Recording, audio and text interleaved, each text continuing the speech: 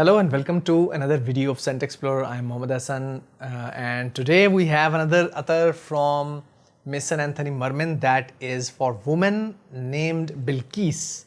Bilqis was actually a princess. I think she was Queen Bilqis in the history. You can read all about it on Maison Anthony Marmin's website. I have the link in the description below, so always check out the links of these others if you want to purchase them.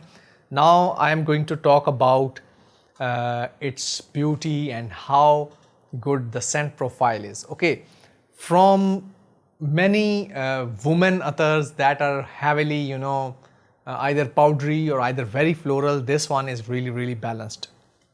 Now why I'm saying that, because I actually applied it on my wife and on myself at night, and even in the morning I was able to sniff it. So I have applied it already.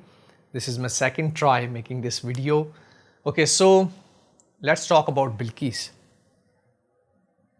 Honey, sweet, floral, light syrupy. Then it has some uplifting kind of like you can see Yemeni Bakhoor kind of smell. Then it has saffron. Saffron is the note I really love and enjoy. So if it has saffron, avoid using it on your white clothes because it is going to give some color to them. It is going to dye them into yellow or orange color. White musk note is in the background, that is actually trying to capture all the other elements together. They have listed amber. I think amber is there very little because amber actually makes an attar long lasting. So if you add some amber, it is going to be very long lasting. It is a very lovely attar for women. I would love to see this on a woman's skin. So honey, floral, white musk, light syrupy sweet, not very dense, not very light. It is like elegance, sweet elegance I would call it. Okay, so this is a really good attar. Although it is not very unique profile, but it is a very balanced, sweet, light syrupy Bakhoor kind of floral scent with some honey on top of it. For women, I really recommend, if you are a woman, do check this out. Now I am having some florals.